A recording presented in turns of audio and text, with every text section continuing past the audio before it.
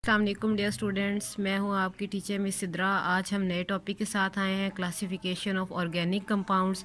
और जैसे पहले टॉपिक्स अगर आपने वो नहीं सुने तो आप उसे ज़रूर देखें, और जैसे पहले आपको समझ आई थी आज उससे भी ज़्यादा अच्छी समझ आएगी। आज हम आपको नई ट्रिक्स बताएंगे। चलें टॉपिक को शुरू करते हैं। जैसे कि आपको पता है कि ऑर्गेनिक कंपाउंड्स के बारे में मैंने आपको बताया था कि ये कौन से कंपाउंड्स होते हैं। Compounds of carbon and hydrogen and their derivatives. तो इस हिसाब से अगर हम देखें तो हमने इसको कहा था कि compounds of carbon and hydrogen को हम क्या कहते हैं, हाइड्रोकार्बन्स। तो इसका मतलब है हाइड्रोकार्बन्स और उनके डेरिवेटिव्स, यानी ये बहुत ज़्यादा वास्ट कंपाउंड्स आ जाते हैं जिनमें ओपन चेन, क्लोज चेन, इसके अलावा आपके पास अल्कोहल, फिनोल और कुछ भी बन सकता है। तो अब हम इनको क्या करेंगे, हम इनको क्लासीफाई करेंगे। लेकिन अब हम इनको कैसे क्लासीफाई करेंगे, हम इनको ब्रॉडली क्लासीफाई करेंगे। क्लासीफाई करने का मतलब क्या है, एक जैसे कंपाउंड्स को एक ही जगह पे रख देना। तो इसलिए अब जब हम इसकी क्लासिफिकेशन करेंगे तो हमारे पास 2 टाइप ऑफ कंपाउंड्स हमें मिलेंगे। वो कौन कौन से हैं, ओपन चेन और ए साइक्लिक कंपाउंड्स।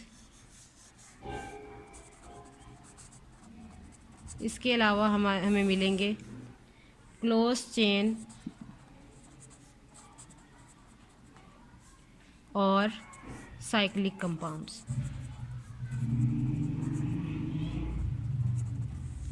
अब यहाँ पर देखें तो हमने कहा है कि ओपन चेन कंपाउंड्स को हम एलिफेटिक कंपाउंड्स भी कहते हैं। और ए का मतलब होता है विदाउट। विदाउट किसके, साइकिल के, यानी कोई साइकिल नहीं होगा। ओपन चेन होंगे, ये एक चेन की फॉर्म में इस तरह हो सकते हैं। इसके अलावा स्ट्रेट चेन हो सकती है, यानी for example carbon to carbon इस तरह, या कोई ब्रांचिंग हो सकती है इसके साथ इस तरह। इसका मतलब है जब मैंने आपको ये समझाया है तो इसमें भी ओपन चेन भी आगे से उसकी भी 2 टाइप्स होंगी। वो 2 टाइप्स कौन सी होंगी उसको देख लेते हैं। ओपन चेन में फर्स्ट वाली क्या हो जाएगी, सैचुरेटेड और स्ट्रेट चेन कंपाउंड्स।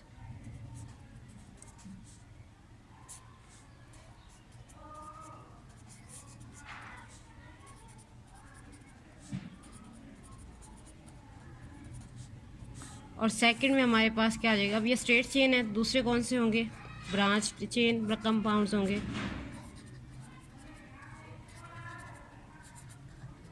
इस तरह हमने यहाँ देखा, ये हमारे पास क्या होंगे, क्लोज चेन होंगे या साइक्लिक।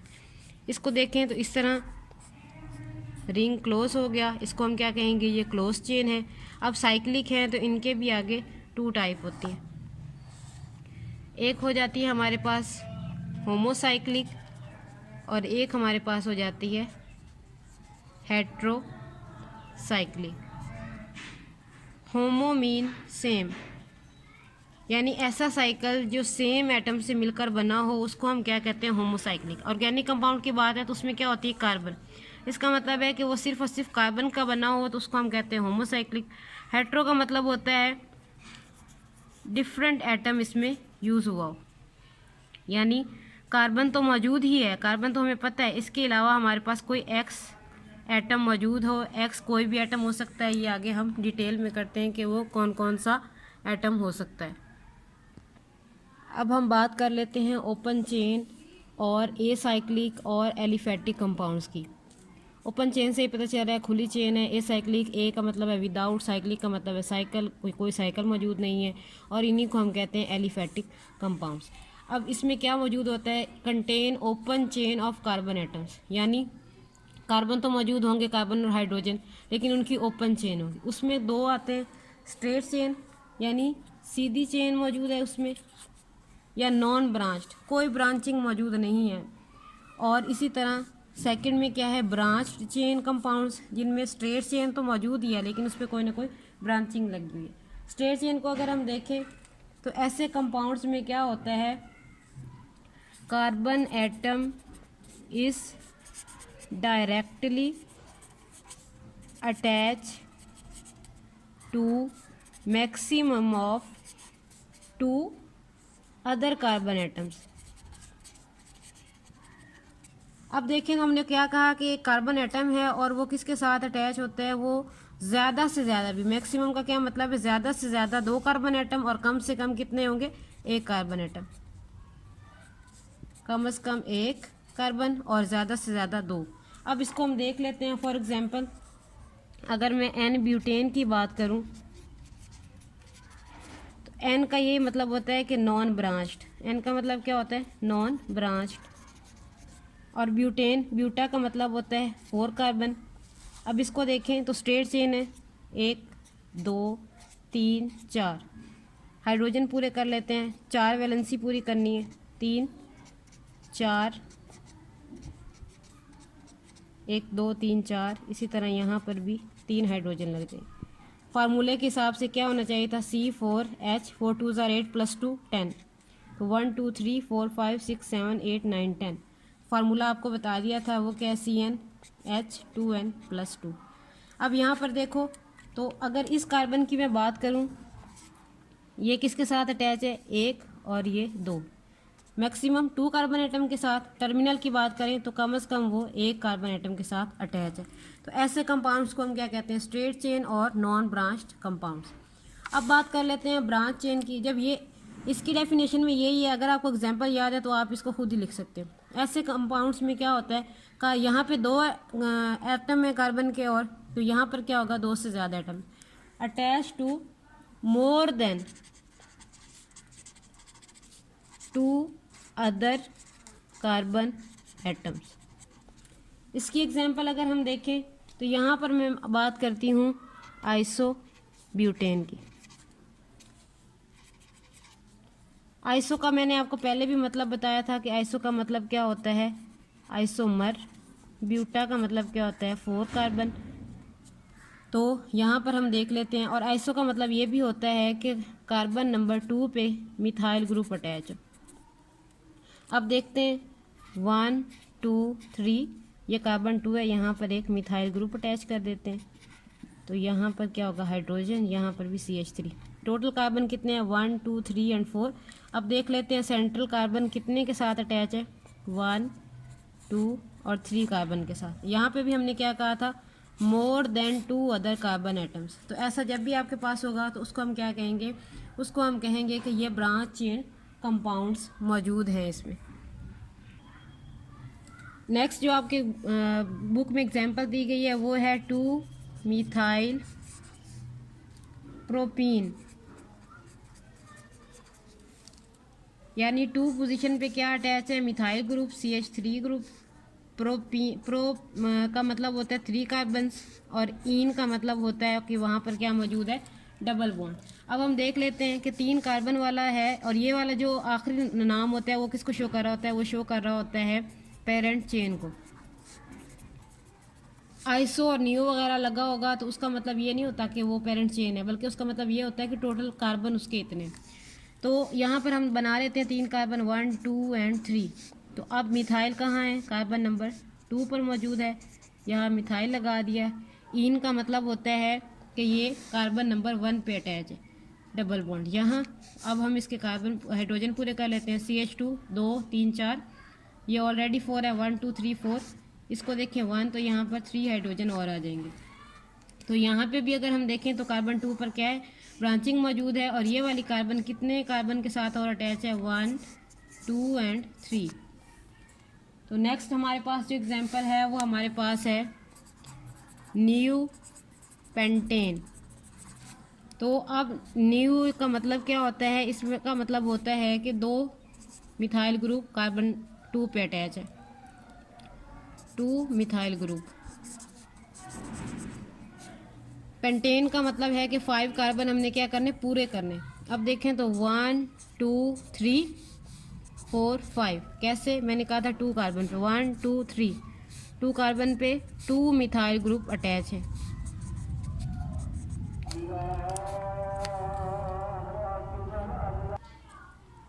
अब हम इसके बात करते हैं। ये तो हमने कहा कि न्यू पेंटेन या आइसो ब्यूटेन वगैरह ये नाम होता है कॉमन नेम। अब इसके आयोपेक नेम की बात करते हैं तो वो क्या होगा, 1 2 3 यहाँ से भी शुरू करें, लॉन्गेस्ट चेन 3 होगी, 1 2 3 1 2 3।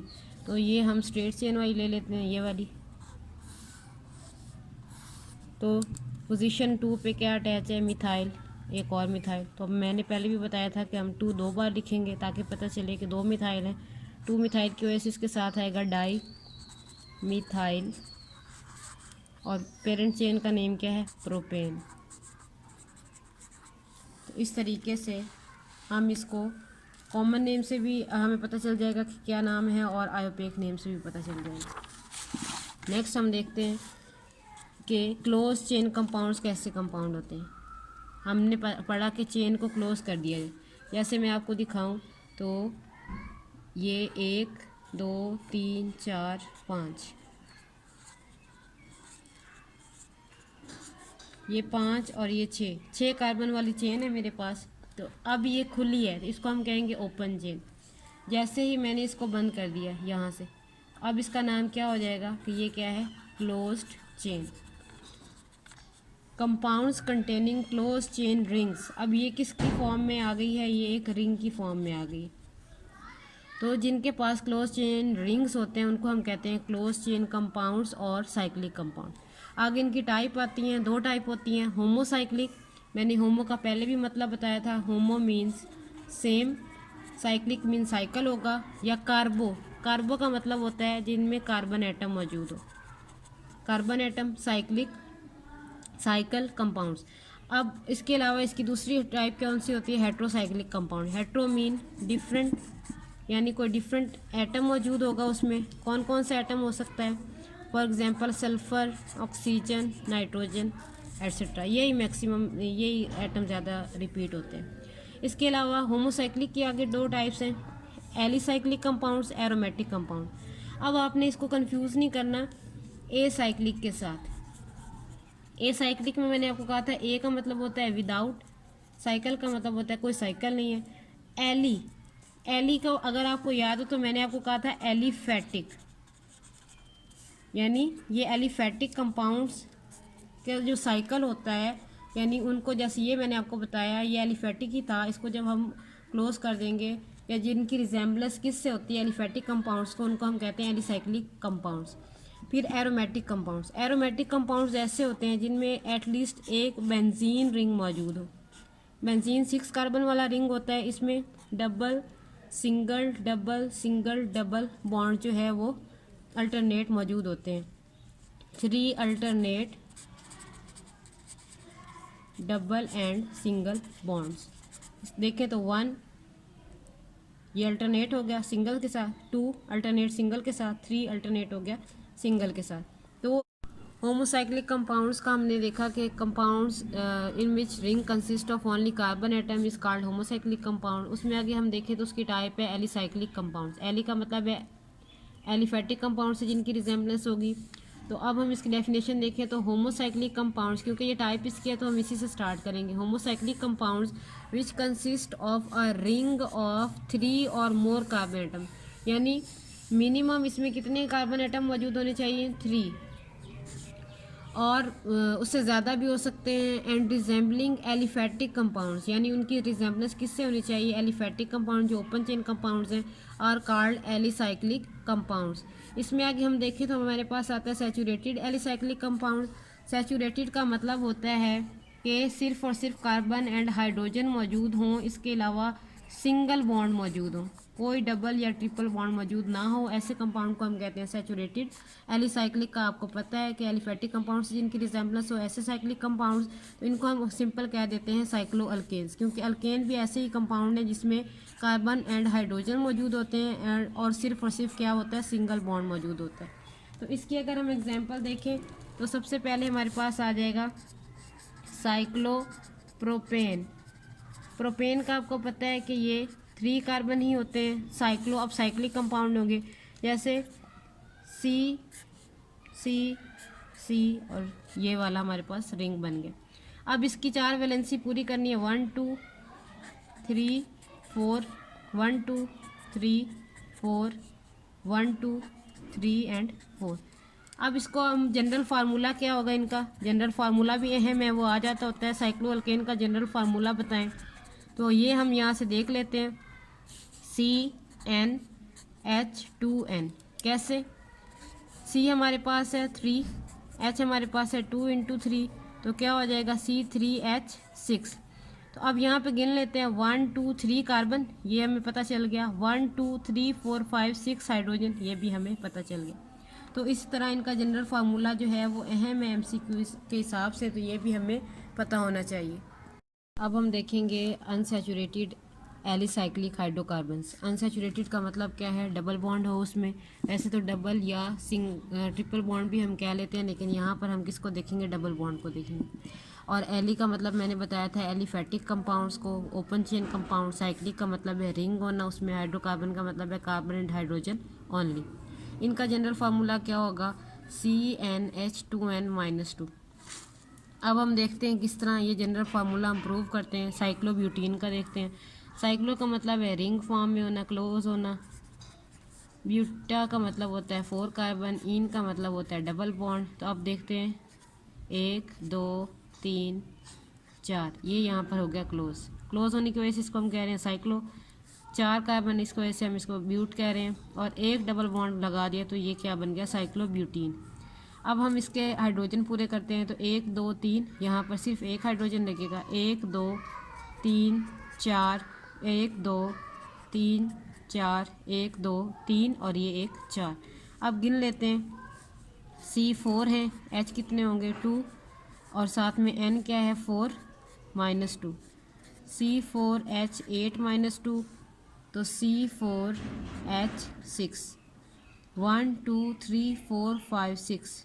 तो इसलिए आपने याद रखना है कि अनसैचुरेटेड एलिसाइक्लिक हाइड्रोकार्बन्स का जनरल फार्मूला क्या होता है? CnH2n-2, लेकिन उस फॉर्म में जब डबल बॉन्ड सिर्फ और सिर्फ एक होगा। जब क्या होगा? Only 1 double bond. एक से ज़्यादा होंगे तो फार्मूला उसी तरह चेंज होता जाएगा। अब साइक्लोहेक्सीन का देखें। साइक्लो का मतलब मैंने कहा आपको साइक्लिक होगा। हेक्सा का मतलब होता है 6। इन का मतलब होता है डबल बॉन्ड। तो अब देखते हैं कि ये कैसे होगा। 1 2 3 4 5 6, और यहाँ पर ये क्लोज हो गया। तो साइक्लो 6 कार्बन की वजह से हेक्सा, और एक डबल बॉन्ड की वजह से हम क्या कह रहे हैं? इन। तो अब नंबरिंग भी कर लेते हैं। 2 3 4 5 6। 1 2 3, यहाँ पर एक हाइड्रोजन। 1 2, यहाँ पर कितने हाइड्रोजन लग जाएंगे? 2। 1 2, यहाँ पर भी कितने हाइड्रोजन लगेंगे? 2। यहाँ पर भी 2 हाइड्रोजन, यहाँ पर भी 2 हाइड्रोजन, यहाँ 1 2 3 और ये एक 4 हाइड्रोजन। 4 हो गया पूरा। अब इसके हाइड्रोजन गिन लें तो 1 2 3 4 5 6 7 8 9 10। C6H 2 × 6 - 2, C6H12 - 2, C6H10। अब हमने यहाँ पर क्या कर दिया? वेरीफाई कर दिया कि जनरल फार्मूला इसका क्या होगा? CnH2n-2 होगा। तो अनसैचुरेटेड एलिसाइक्लिक कंपाउंड्स के बाद अब हम बात करते हैं एरोमेटिक कंपाउंड्स की। एरोमेटिक का मैंने आपको बताया था कि उसमें एटलीस्ट 1 बेंजीन रिंग होनी चाहिए। बेंजीन रिंग क्या होता है? 6 कार्बन होने चाहिए उसमें with alternate double and single bond. कितने अल्टरनेट डबल सिंगल बॉन्ड होने चाहिए? 3। अब यहाँ देख लेते हैं कार्बोसाइक्लिक। ये भी क्योंकि कार्बन वाले ही हैं तो इसलिए ये carbocyclic compounds containing at least 1 benzene ring. तो ऐसे कंपाउंड्स को हम क्या कहते हैं? एरोमेटिक कंपाउंड्स कहते हैं। तो अब बेंजीन को देख लेते हैं। इसको हम ऐसे भी लिख सकते हैं, जैसे ये 1 2 3 4 बॉन्ड पूरे करने हैं तो हाइड्रोजन भी लगा देंगे। तो अब हम गिन लेते हैं कितने हमारे पास कार्बन है। 1 2 3 4 5 और 6। ये alternate single double single double single double single 3 है। 1 2 और 3। इसी तरह सिंगल भी 3 ही है, तो इसलिए हमने कहा था 3 alternate double and single bond. इसको हम इस तरह भी लिख सकते हैं, ओपन करके भी लिख सकते हैं, और सिंपल ये वाला एक रिंग भी बना सकते हैं। क्यों? क्योंकि जो डबल बॉन्ड इस वक्त यहाँ पे मौजूद है, अगली थोड़ी देर बाद वो यहाँ पर भी आ सकता है। कैसे? ये देख लेते हैं, यहाँ बना देते हैं। यहाँ था, इधर आ गया सिंगल बॉन्ड, ये डबल हो गया, ये सिंगल हो गया और ये डबल हो गया। तो इसलिए ये ऐसा भी हो सकता है, ऐसा भी। तो ओवरऑल हम इसको कैसा लिख देते हैं? एक रिंग सा बना देते हैं ताकि वो एक क्लाउड सा बन जाए और पता चल जाए कि डबल बॉन्ड किसी भी पोजीशन पे मौजूद हो सकता है। अब हम देखते हैं एरोमेटिक कंपाउंड्स में कि बेंजीन के साथ कोई साइड चेन हो सकती है। फॉर एग्जांपल बेंजीन का हमें पता चल गया, ये बेंजीन है। इसके साथ अगर हम लगा दें CH3 मिथाइल ग्रुप, तो इसका नाम हो जाता है टोलुइन। ये नाम आपने याद रखने हैं क्योंकि ये अहम है कि अगर बेंजीन के ऊपर मिथाइल है तो उसका नाम क्या होगा, टोलुइन। अगर बेंजीन के ऊपर हमारे पास OH आ जाए तब हमारे पास उसको हम क्या कहेंगे, उसको हम कहेंगे फिनोल। OL जो है वो हमेशा OH ग्रुप को शो करता है, तो इसमें OH ग्रुप मौजूद है जो कि अल्कोहल के बारे में बताता है। तो ये क्या है, फिनोल। जब जो C6H5 होता है उसको हम कहते हैं फिनाइल, क्योंकि इसके साथ OH ग्रुप लग गया इसलिए हम इसको क्या कह रहे हैं, फिनोल। अगर यहाँ पर हमारे पास बेंजीन के ऊपर C डबल बॉन्ड O और H ग्रुप लग गया तब हम इसे क्या कहेंगे, इस ग्रुप को हम क्या कहते हैं, अल्डिहाइड। तो ये क्या है, बेंजीन, तो इसका नाम क्या बन जाएगा, बेंजल्डिहाइड। इस कार्बन की वजह से इसको यहाँ तक, क्योंकि ये यहाँ तक देखें तो ये हमारे पास फिनाइल है, लेकिन इस बेंजीन के साथ एक कार्बन और आ जाए तो उसको हम क्या कहते हैं, बेंजाइल। लेकिन इसके ऊपर क्योंकि अल्डिहाइड ग्रुप है इसलिए हम इसको कह रहे हैं बेंजल्डिहाइड। लेकिन अगर बेंजीन के ऊपर हमारे पास NO2 ग्रुप मौजूद है हम इसको कहते हैं, इस ग्रुप को हम कहते हैं नाइट्रो और साथ में बेंजीन।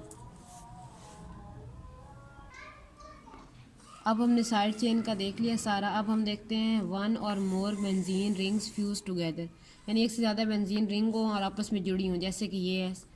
तो इसका नाम क्या होगा, इसका नाम है नेफ्थलीन। ये बुक में नहीं दी हुई लेकिन मैं आपको बता रही हूँ, इससे आपको आसानी हो जाएगी। अब इसको याद कैसे रखना है कि दो बेंजीन है तो नाम कैसे होगा, या नेफ्थलीन आ जाए तो किस तरह का स्ट्रक्चर है। तो ये इससे हम कर लेते हैं ट्रिक, नापी थी बेंजीन 2 बार। इससे आपको याद हो जाएगा, नापी थी बेंजीन 2 बार, यानी 2 बेंजीन मौजूद हैं तो इसका नाम क्या होगा, नेफ्थलीन। अब यहाँ इसको देखते हैं, इसका नाम क्या है, 3 बेंजीन का नाम क्या है, इसका नाम है एंथ्रासीन। इसको कैसे याद करना है, तो इससे हम क्या कर सकते हैं, अंताक्षरी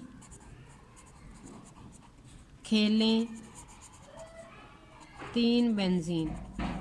फनी है लेकिन मज़े की है कि इससे आपको याद, इस तरह इस फनी ट्रिक से हमने क्या याद कर लिया, एंथ्रासीन। अंताक्षरी का तो आपको पता है ना, वो जो गाना गाते हैं वो आप सबको ये आइडिया होता है कि अंताक्षरी क्या है। अब नेक्स्ट इसमें हम देखते हैं, तो नेक्स्ट हमारे पास है, ये भी फ्यूज्ड बेंजीन है। इनका नाम कैसे होगा, इसका नाम है फिनेंथ्रीन। लेकिन अब क्या, एंथ्रासीन में भी 3 है, फिनेंथ्रीन में भी 3 है, तो अब उसका तो हमने कर लिया, अंताक्षरी खेलें 3 बेंजीन सीधे से। यहाँ पर क्या हो गया, क्योंकि ये फिनेंथ्रीन है तो यहाँ पर हम कह लेते हैं फिनोमिना अंताक्षरी का उल्टा हो गया, क्योंकि यहाँ से बेंजीन उठकर यहाँ पर चला गया, तो फिनोमिना अंताक्षरी का क्या हो गया, उल्टा हो गया। इस तरह आपको फिनेंथ्रीन याद हो जाएगा। और ये बड़ा अहम है, आपको जब नाम आते हैं ना तो कन्फ्यूजन हो जाती है कि एंथ्रासीन कैसा है, फिनेंथ्रीन क्या है, नेफ्थलीन क्या है। अब इसको देखें तो ये 2 बेंजीन है और इसके साथ ये ऊपर एक और बेंजीन फ्यूज्ड है। इसकी अगर हम शक्ल ऐसे करके थोड़ी सी बना लें तो कैसा है, तो ये इसका नाम है पायरीन, और कैसी शक्ल बना रहा है, पायरामिड टाइप। तो आप इसको ऐसे याद कर सकते हैं कि ये पायरीन जो है ये पिरामिड टाइप है। तो अब मैंने आपको याद करा दिया, नेफ्थलीन नापी थी बेंजीन 2 बार, एंथ्रासीन अंताक्षरी खेलें 3 बेंजीन, फिनेंथ्रीन फिनोमिना अंताक्षरी का उल्टा हो गया, यानी वो यहाँ से उठकर कहाँ चला गया, इधर। और पायरीन 2 के ऊपर तीसरा रिंग बैठा है, लेकिन बना कैसे रहा, पिरामिड टाइप है, इसलिए हम इसको क्या कह रहे हैं, पायरीन किस तरह का होता है, पिरामिड टाइप। अब लास्ट में हम देखते हैं अपना हेट्रोसाइक्लिक कंपाउंड्स। हेट्रो का मैंने आपको बताया था, different atom different kind other than carbon, यानी atoms of more than 1 kind, एक से ज़्यादा काइंड किस्म के एटम मौजूद होंगे तो उसको हम क्या कहेंगे, हेट्रोसाइक्लिक कंपाउंड्स कहेंगे। अब इसमें डिफरेंट एटम कौन कौन से यूज़ होते हैं, nitrogen, oxygen and sulphur. Nitrogen अगर 6 मेंबर्ड में आ रहा है, जैसे इसको हम नंबरिंग दें 1 2 3 4 5 6, टोटल 6 हैं, तो इसको हम क्या कहते हैं कि ये क्या है, पिरिडीन। और अगर वो 5 में आ रहा है 1 2 3 4 और 5, तो इसको हम कहते हैं पायरोल। अब अगर देखो इसमें भी पी वाई आ रहा है और इसमें भी क्या आ रहा है, पी वाई आ रहा है, तो यानी पिरिडीन जो होगा वो 6 मेंबर और 5 मेंबर वाला क्या होगा, पायरोल।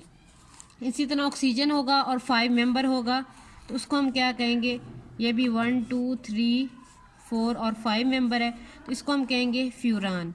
और सल्फ़र होगा एस, तो उसको हम कहेंगे थायोफीन। तो इस तरह के जो कार्बन और सल्फ़र वाले कंपाउंड होते हैं उनको हम थायो कहते हैं, थायो कंपाउंड कहते हैं। तो ये थायोफीन है, oxygen furan, nitrogen pyrrole 5 member और 6 मेंबर पिरिडीन। अब देखो कि यहाँ पर अगर कार्बन होता तो ये बेंजीन था, इसी तरह यहाँ पर कार्बन होता है तो हम उसको कहते हैं कि वो हाइड्रोकार्बन में आ रहा है या होमोसाइक्लिक में आ रहा है। तो सिर्फ एक ही कार्बन एटम की जगह पे एक और एटम आ गया है सल्फर ऑक्सीजन या नाइट्रोजन का, तो उसको हम क्या कह रहे हैं, ये क्या है, हेट्रोसाइक्लिक कंपाउंड्स हैं। इस तरीके से आपको ये वाला टॉपिक कंप्लीट तैयार हो जाएगा। आप इसको स्क्रीनशॉट ले सकते हैं या आप इसको दोबारा से सुन के और एक बार बुक से करेंगे तो इंशाल्लाह ये टॉपिक आपको कभी दोबारा करने की ज़रूरत नहीं होगी। इसी के साथ अल्लाह हाफिज़, और आपको अगले टॉपिक के साथ अगली वीडियो में मिलूँगी। इसको ज़रूर लाइक कीजिएगा, सब्सक्राइब कीजिएगा और शेयर भी कीजिएगा। अल्लाह हाफिज़।